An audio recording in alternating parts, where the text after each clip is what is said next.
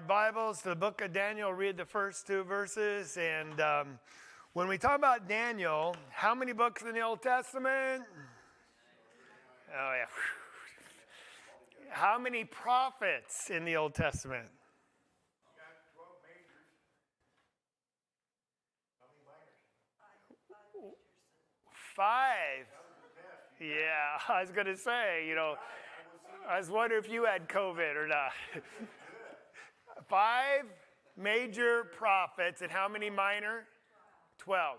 Now, often we say minor, insignificant. Minor means they're just shorter books. Right. They're not any less important. In fact, Hosea is just a wonderful book, a prophet, and it's 6 chapters. Micah is 4? And but Jeremiah, Isaiah, 66 and 1. I don't remember how many's in Jeremiah right now. Daniel has 12. And Ezekiel, and so they're called major prophets just because they're longer. All right. So we're in the book of Daniel, and we'll just start by reading. Who wants to read for me verse 1 and 2? Okay, go ahead, Rob, please. In the 3rd year of the reign of Jehoiakim, king of Judah, Nebuchadnezzar, king of Babylon, came to Jerusalem and laid siege to it. The Lord handed Jehoiakim, king of Judah, over to him along with some of the vessels in the house of God. Nebuchadnezzar carried them to the land of Babylon, to the house of his God, and put the vessels in the treasury of his God. All right, so here we're going to have our introductory remarks, and it's just something very interesting about all this. It's going to be an historical context, and we have to understand that context, or we're not going to understand the nature of the book. And luckily, Daniel, who wrote this, in the prophet named Daniel, gives us a date, because they would date events like we say, the year 20,024, right? They would say in the 3rd year of the presidency of Biden, forgot his name, this happened. So they would date things in the year of the current king that's reigning at that time. So that gives us an idea when to date this, and that's very helpful. And so it's in the 3rd year of the reign of Jehoiakim, king of Judah, Nebuchadnezzar, the king of Babylon. So these are contemporary kings of different nations or countries. He comes to Jerusalem. What does he do? He besieges it. That's kind of, we don't use that word. He surrounds it, and we don't know if he starved it out or they just surrendered quickly, but he conquers Jerusalem. All right? This is a traumatic, big event when God's capital of his nation of Israel, where the temple stands, is conquered by heathen, pagan idolaters. Where has God gone? What has happened? Why would he allow this to take place? But that's how the book opens, right? And not only that, notice what the next verse you read, but actually we'll come back to that. So let's look at what's going on so we can see what's happened here, all right? And I did give you a time chart or a page with just different dates.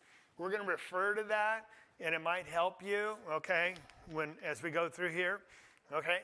So we're going to see that there's a history in God's chosen nation, Israel. And how many tribes were in Israel? 12, all right? That they were united for the longest time, but then they divided, and we'll talk about that division. And it was like a civil war in the United States, but there was no really war. It's just 10 tribes to the north took the name Israel. Then 2 tribes to the south, Judah, which was the kingly tribe which Jesus came from, right?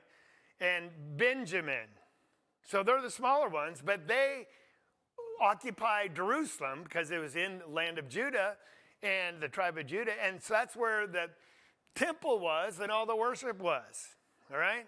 And so they split. And both of them end up going to go into exile captivity. And I'm just going to give you a real quick preview, and then we'll go look into some detail. Israel, that'd be the 10 northern tribes. And I'll show you a map in a second. they're conquered by the Assyrians who come in and just basically deport all of them and scatter them all around the world. In 722, and for the most part, we never see anything about them again. Some might trickle back, but when you see Paul going on missionary journeys, and he goes into Antioch or Corinth, where would he always go to the first place? That's because there's Jews living there. How'd they get there? Because it's deportation. They were spread out all over the Greek, well, that day it was Greek when Paul's, but it wasn't Greek then. And they lived there, never to come back to the land of Canaan, all right? So that was 722. Judah was warned, you're next if you don't straighten up. We're going to see why they had to straighten up in a second. Well, they didn't listen, and so Nebuchadnezzar come down from Babylon, and he takes them into captivity in 605 BC. That's 600 years before the time of Christ, right? They're there 70 years, and they do come back. Yes, some, not all of them, but they do come back. And when they come back, they rebuild the walls of Jerusalem. Who led that effort? That was Nehemiah and... Then Ezra comes back, and they rebuild the what? The temple, and worship starts again. And so that's going to be about 535 when they come back. Now, we're still 500 years before the time of Christ, but they just have a lackluster history. It's not really good. And we're going to talk about some of that in the book of Daniel in the last half of the book. And then, of course, finally Jesus is going to come. John the Baptist will announce his coming, and they're going to be so excited because they've lived really in these dark ages of their history for 400 or 500 years. And John the Baptist comes and says, the Messiah is here. It's got to be so exciting, all right? So that's what's happening. So we know this all starts when Nebuchadnezzar, the king of Babylon, comes down, and we're at this time where he's going to take Judah, the two tribes, right? The nation's called Judah, even though it's two tribes, but Judah being the largest, it gets the nation's named after Judah rather than Benjamin, all right? We're going to look at Jeremiah a little bit. So here's a picture of the map. So Israel to the north would be made up of these 10 tribes: Asher, Dan, Ephraim, Gad, Issachar, Manasseh, Naphtali, Reuben, Simon, Zebulun, all right? And they go into captivity when? 722. The Syrians were a worldwide empire, and they came down and just gathered them up and just, you know, it's usually because of political reasons. They weren't paying their taxes because they were already conquered. And so they just said, good, we'll just clean you out and deport you. All right? So that happened then. So the southern tribes is Judah. Look at the land mass, though. Even Judah's only two tribes. It takes up a lot of territory, doesn't it? All right? It's Judah and Benjamin. They go into captivity 605. So the question we're going to ask is why. So we're going to look at this timeline here. At one time, Israel was united. They come out of the land of Egypt, right? Crossed the Red Sea, wandered in the wilderness for 40 years because of their lack of faith. Finally, crossed over the Jordan River, conquered Jericho, and then conquered all the land of Canaan to the north to south. And they lived as God's people in a land that they never built, in houses they never built, in orchards they never planted. They just were given it to as the promised land. We're looking for a promised land, right? Same thing. And everything should have been perfect, but there was no king in that day. So we have the book of Judges, right? Because in that day when there's no kings, everyone did what was right in their own eyes. Man, does that sound like our society today? It's not about collectivism and working for society. It's all about self, to make yourself happy, and everyone wants to do what's right in his or her own eyes. Well, they would get into trouble, and God said, listen, I warned you in my covenant, because you made a covenant with me. You said you're going to keep my commandments and love me, and I'm going to love you in return. But there was a blessing if you did that and a curse if you didn't. The curse was, I'll allow your enemies come in and take you into captivity. And so they would have problems with the Canaanites or the Philistines, whatever. And they would cry back to God when they were unfaithful, said, we're sorry. And he would raise up a judge, and the judge would, whoever it was, deliver them from their enemies, and then they have peace again, and everything was great. Until righteousness kind of wanes. They go back to their idolatry. They get in trouble again. The enemies come in. And this cycle repeats itself over and over and over. 13, 14 times. So finally the people say, we want a king. We want to be like the other people. And of course, I know that's one of your favorite texts, but Samuel says, you've not rejected me, you've rejected God because he's your king. And who was their first king? Saul. Did he work out well? No. He was handsome and tall, but he was more about himself. And his big downfall is when he didn't obey God and he disobeyed him. And remember, the prophet came to him. Isn't it better? God desires, it's better to obey than to sacrifice. Because he kept some spoils of a war. He said, I was going to sacrifice them. No, God said to kill them all. And he was thinking for God, huh? That's right, the king didn't even kill him. So he's replaced by David, right? And there's this war between David and Saul. Saul lost his mind. There was a spirit of terror that came on him. He's always trying to kill David, right? But David lived in the golden years of Israel. He was their great king. It was probably the highlight of the nation of Israel. He wanted to build the temple, but God said, no, you can't because you shed too much blood. But your son will build that temple, and that's Solomon. So they build this beautiful temple, and this is the peak of Israel's history. But Solomon had his own problems, but he dies, and you have two sons, Jeroboam, you have two guys named Rehoboam, and they go, I get them mixed up. Jeroboam is going to be in the northern king. Rehoboam's going to be the king of the southern, because there's going to be a split. Yes, Jeff? Going back to what you said earlier, they say this happened in this year, this time. Yes. You have two different kings, north of Israel and Judah, and sometimes they're the same names at different times. Yes. Very convoluted. Yes. So sometimes chronologies are hard in the Bible, all right? Okay, so they come back and they say to the king, listen, why don't you lessen our taxes and we'll submit to you because it's a burden. And he says, no, I'm going to show you I'm even tougher than my dad, Solomon. I'm going to increase taxes and put my thumb down on you.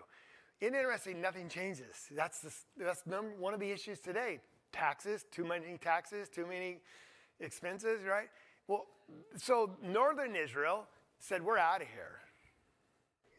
We're just leaving because we're not going to put up with this. And so they appoint their own king named Jeroboam, while Rehoboam then rules over the southern tribe. So that's the split in Israel, the northern kingdom and the southern kingdom. This happened, does anyone know? About 922 BC, okay? So that's 900 years before Christ. So God's people are split. Now we got a problem because where do you worship? In Judah. But they said, we don't want our people going down to Judah, so they built their own place of worship in Samaria, and they had their own altar. And of course, that's totally contrary to God, isn't it? And they had their own priests and everything, and so they have two places of worship. So that's when Jesus was talking to the woman at the well. What was her question? Where should we worship? Up here on the mountain or down there in Jerusalem? Because that was the big battle, right? But because of political reason, we don't want people going back to Jerusalem because their heart will be back there and they'll want to reunite. So we're going to have our own place of worship. See how denominationalism gets started? Because that's really what they're doing, right? And so not only that, when you disobey God, things start going south. And so they start getting involved in idolatry. Is that the history of Israel? I mean, the whole country. And so God warns them. You're going to get punished. You're going to get punished. You're going to get punished. And they don't listen. So he sends the Syrians down and takes them into captivity. And that was again in 722. And we don't see them again. They're gone. But Judah's down there. They're still existing. And so the prophets come to Judah and say, listen, don't you think you're immune to this? Because you're dealing with immorality and idolatry too. And you're next if you don't learn the lessons from your sister, Israel. But we know how the prophets were. They would preach this judgment and, condemnation for their sin. But the false prophets would say what? Peace, peace, everything's saying. Don't listen to old Jeremiah, old Weepy over there. I mean, because he's just Mr. Woe-Woe. They called him Woe-Woe, because woe unto you, right? Because he was always pronouncing judgment. Isn't that like it is today often? Like we want to say, that's wrong, that's wrong. Oh, man, just get with it. Don't be so archaic. Everything's just fine. And they're always gaslighting. It's telling you what you see is really not what it is. It's something different. But you know what you see, don't you? All right? Well, they go into captivity in 605 BC. All right? They're there for 70 years in Babylon. Now, not everyone goes there, but a large group of important people. They come back in 70 years, about 630 or 535 BC, and then they kind of exist until Jesus comes. Where is Daniel written or take place? Right here. That's right. Because what did verse 1 say? In the 3rd year of the reign of Jehoiakim, right? What happens? Nebuchadnezzar, that's the king of Babylon, comes down and besieges Jerusalem. 605. So we're reading about the events of this guy, and we're going to be introduced to his friends in just a second, who are deported to Babylon. And why was Lamentations written? Does anyone know?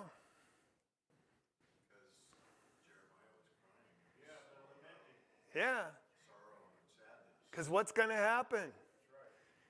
And it's all about this event, and when God's going to allow them to be punished because of their sins. And so there's great lamenting. And I can't imagine how hard this was to be God's people, but now you're being deported as slaves to another land. And all this time, and I would suggest even Daniel going, God, where have you been? Where are you? And that's going to change in chapter 9. It's one of the most beautiful prayers in the Bible, Daniel chapter 9. Because he finally gets it. That God's being just. And the reason we are suffering, Daniel, he learns, is because not that God forsook us, we have forsaken our God. And you know why the United States is in problems right now? Because we have forsaken God. And the people that are righteous have not stood up and said something. And sometimes we're outnumbered and our voice is not loud enough and things are just going to happen bad. Because we're the minority. It's always that remnant. But that's the only reason. It's because we got bad leaders. I'm talking about both sides. The people are in it for themselves. And we don't have enough righteousness in the saints. In that combination, things are just going to go bad because that's God's paradigm. When you forsake him, he says, okay, you're on your own. Let's see how that works out. And that's the main reason. And so we're going to see in Daniel what it's like to live as he's deported to Babylon. And he's living in a secular world. I mean, they don't worship Yahweh, they're Jehovah, right? He's not going to be able to go to the altar and sacrifice and find priests. That's all gone. He's living in a truly secular world. How am I going to stay faithful? Amidst all this debauchery and immorality and idolatry, he's going to model for us with his three friends how to do that.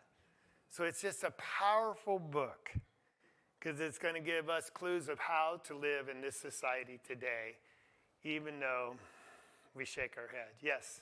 Who had their hand up?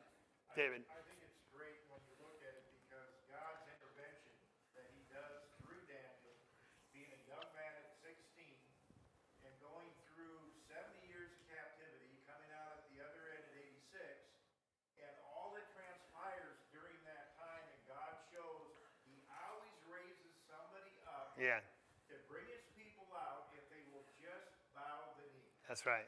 Yeah. It's about really brings us up. Yeah, good. All right, so this is a really, and maybe we'll get to the point that you have to draw this chart out from memory, because it's real important to understand the timeline of the Old Testament, because all the prophets that are speaking to Israel and Judah before they go into captivity. And you understand, oh, that's why Isaiah is writing. That's why Jeremiah is writing. That's why Hosea says God has a case with Israel. There's no knowledge of God. There's no faithfulness. And he's bringing condemnation. All those are talking to these people who have turned from him. And to understand the prophets, you have to understand this context. So it's really important to know where each prophet's writing. Now notice in this, on your timeline, Babylon in 612, and the Medes conquer Syria. Syria was the predominant nation at that time. But the Babylons conquer them. Then there's going to be a battle with the Egyptians. We'll talk about that in a little bit. Notice it says the battle at Carchemish. Nebuchadnezzar in 605 becomes king of Babylon. 605, the Babylons invade Judah. Then there's a deportation, the first wave. There's going to be 3 waves of people being transported to Babylon. See the next one, Daniel's taken captive in the first wave. All right? Then there's going to be a battle between the Babylonians and Egypt. Judah's going to decide to align itself with Egypt. And Jeremiah warns, don't do that. Jehoiakim becomes the king, and so Babylon has to come down, and they take care of Jerusalem. And Jehoiakim is actually going to be killed. And there's a second wave in 597 of another group of people. But notice down there in the middle of the page, Ezekiel is taken to Babylon in 597. So when we read Ezekiel, he's part of these group of people that are living in Babylon.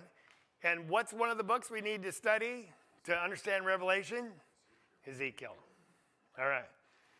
So it's when he begins to prophesy. And so I just want you to see that timeline, okay, what's going on. So you have an idea about the dates, all right? So here, this map, I want you to see it. The Syrians first come together under Tilgath-Pileser III, and they're all this green color thing. They come down and take the northern tribes, and we never see them again, right? That's in 722. Then we're going to see that King Josiah, for some reason, wants to battle Egypt. He gets killed. Remember, he was the boy king. When did he start? When he was 8 years old, right? And it was a tragic thing. And so he gets killed. He's replaced by Jehoaz. And he doesn't last long. It's just a matter of months. And then he's killed. And what happens then, the Pharaoh down there installs Jehoiakim as like a puppet king that will honor Egypt, you know, because they're really in control. That's until who comes down and takes care of the Egyptians? Babylon. I mean, it's just world wars all the time. And so here's Egypt to the south, right? Babylon's the north. Who's that tiny, skinny country in between these two big nations? Yeah, Israel. And they're just always getting beat up on by enemies from the north and pushing them all to the south. And then the Egyptians revolting back and pushing them back up to the north. And who's getting ravaged all the time? Israel. And you know why? Their unfaithfulness. But you look at from a purely political thing, no, they just get caught trapped in all these wars, political wars. No, it's because God said that's what's going to happen if you're not faithful to me. All right, yes?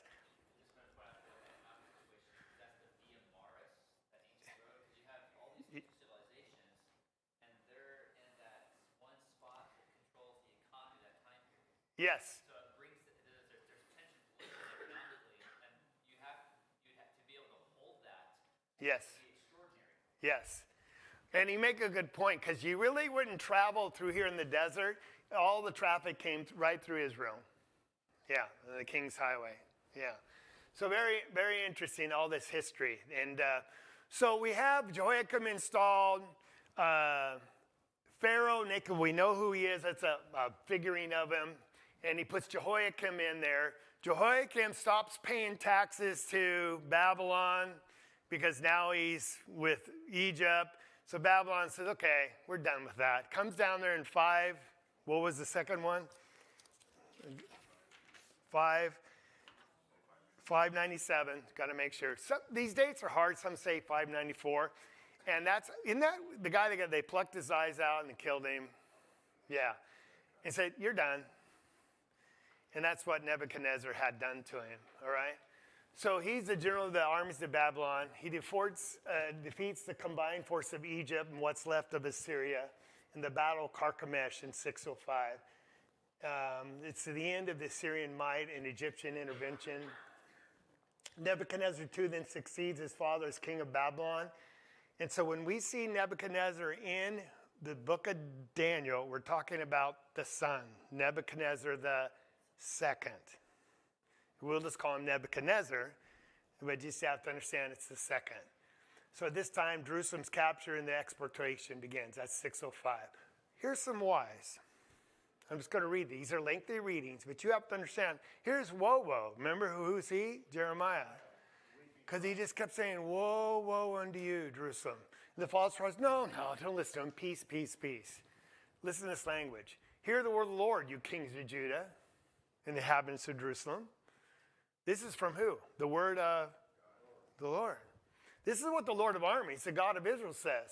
Behold, I'm going to bring a disaster on this place, at which the ears of everyone that hears it will tingle. In other words, it's going to be terrible. Since they have abandoned me and have made this place foreign and have burned sacrifices in it, that's in Jerusalem, to other gods, that neither they nor their forefathers nor the kings of Judah had ever known. And since they have filled this place with the blood of the innocent, man, that's not a reference to abortion, but it sure would apply today. All right. And since they have filled this place with the blood of the innocent and have built the high places of Baal, where would they build altars to their idols? High places, what does that mean? On the mountains, because you're closer to God, everyone can see it. And so high places is always a reference to a place of idolatry. High places in the Old Testament, you'll see it over and over. It's a reference to idolatry, right?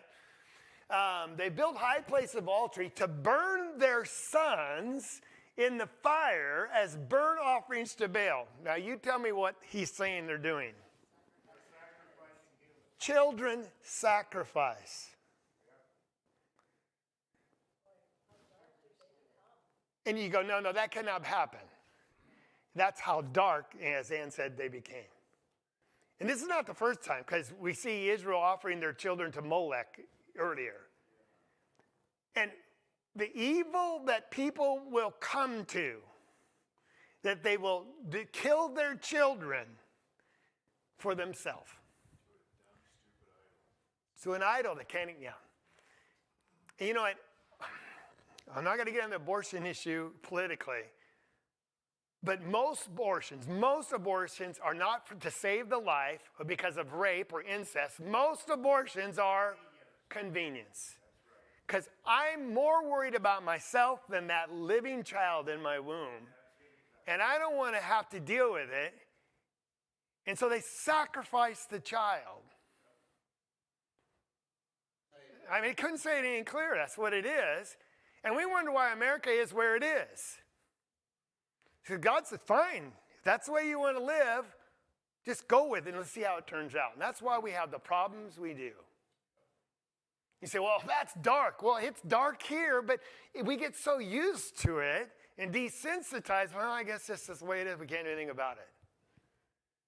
Well, this is what happens. This is the word of the Lord. They offer their sons as burnt offerings, a thing which I didn't command nor speak of, obviously, nor did it ever enter my mind. God would want you to offer your children. Therefore, behold, days are coming, declares Lord, when this place will no longer be called Topeth or the valley of Behinnoman, but rather it's going to be called the valley of slaughter. That's how terrible it's going to be. Okay, next one. There's lots of them, but I'm giving you some highlight ones. Now we're in Jeremiah 21. Then afterwards, declares Jehovah, I'm going to give over Zedekiah, king of Judah, and his servants and the people, even those who survive in the city, from the pestilence, the sword, and the famine. So it's going to be terrible. There's going to be fighting, famine. There's going to be, I don't even talk about it. Into the hand of Nebuchadnezzar, the king of Babylon. He calls out what's going to happen before it ever happens. And then so when it happens, you know who's the one that orchestrated it? God. God did. Now they're going to wonder why. Because when it does happen, you said it was going to happen, and we're shocked. They're shocked. Just like people today, like they're shocked when bad things happen. Like, well, look at your life.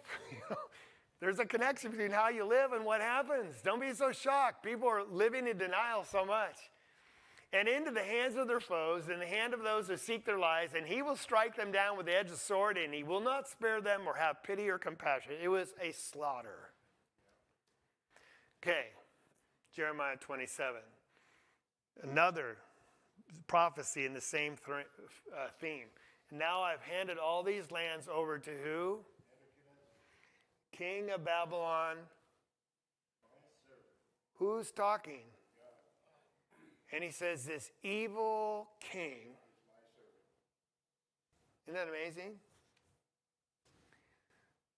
And God's using him not because he's evil, but he's using him because Israel is evil. They're sacrificing their children as burnt offerings. And it's so evil, it said, God, I'm going to punish you for that. I've warned you and warned you. I will not stand for it. And all the mothers are crying out for justice, aren't they? He has to intervene because the holy God's going to do something. And so he has to raise up. So Nebuchadnezzar is only a servant in that God is using him to punish them. Not that God has any regard for Nebuchadnezzar. He's evil too, isn't he? He'll get him later. But is anything impossible for God? No. Is anything too difficult for God? No. Said, I'm going to punish you and I'll use them, then I'll deal with them later. All right? So notice what it says next. So I want you to read with me Jeremiah 32. We have to read this together. It's a long one. Because this was the introduction, but to me, it's going to make you appreciate Daniel so much more when you understand the backstory. You're like, how'd these guys do it? How did they live so faithful? So I'm in Jeremiah 32. And this is a long read, so if you can turn there, it'd be helpful. So Jeremiah has this prayer. He's saying, hey, you're in charge. You have loving kindness. You brought people out of Israel into Egypt. So why are you going to do all this? So verse 26, the word of the Lord came to Jeremiah saying, he's going to explain what he's doing and why. And I want you to think not just of Israel, think of the country we live in too. Because we're not immune to the same judgment of God. Behold, I am Jehovah. Every time it says Lord, I'm going to put Jehovah because that's what it is. It's Yahweh. Behold, I am Jehovah, the God of all flesh. Is anything too difficult for me? Behold, he says. Therefore, thus says the Lord, behold, I'm about to give this city into the hand of the Chaldeans, that's the Babylonians, into the hand of Nebuchadnezzar, king of Babylon, and he will take it. The Chaldeans who are fighting against the city will enter and set the city on fire and burn it with the houses where people have offered incense to Baal on their roofs and poured out drink offerings to other gods to provoke me to. God's angry. Now, is that righteous anger? Obviously. Indeed, the sons of Israel and the sons of Judah have been doing only evil in my sight from their youth. For the sons of Israel have been only provoking me to anger by the work of their hands, declares Jehovah. Indeed, this city has been to me a provocation of my anger. They're provoking God every day. I just have to intervene. That's why I was so moved by political leaders at a convention invoking the name of God. Amen. It's like, is there a shift taking place here? And if it is, I just pray that it continues and it's a new movement, like a revival, because here it's a dark, dark hour, isn't it? Verse 32 again. Oh, actually, verse 31. The city has been to me a provocation of my anger and my wrath from the day they built it, even to this day. So it should be removed from before my face. He said, I don't want to see him anymore. Because all the evil, the sons of Israel, that'd be the northern tribes, right? And the sons of Judah, that's the southern tribes, which they have done to provoke me to anger, their kings, their leaders, their priests, their prophets, the men of Judah, and the inhabitants of Jerusalem. It's like the president, the senators, the congressmen, the governors, the preachers, the so-called pastors all across the land, they've all are provoking God to anger. And how patient is he? How patient is he? They have turned their back, verse 33, to me. Not their face, though I taught them, teaching them again and again. They would not listen and receive instruction, but they put their detestable things in the house, and they called, which is called by my name, to defile it. That'd be the temple. They built the high places of Baal that are in the valley of Hinnom, to cause their sons or daughters to pass through the fire to Molech. That's sacrifices to Molech, which I had not commanded them, nor had entered my mind they should do this abomination to cause Judah to sin. Verse 36, therefore thus says Jehovah God of Israel concerning this city of which you say it is given into the hand of the king of Babylon by sword, by famine, by pestilence. Behold, I will gather them out of the lands to which I have driven them in my anger, in my wrath, in great indignation, and I'm going to bring them back to this place and make them dwell in safety. And they shall be my people, and I will be their God.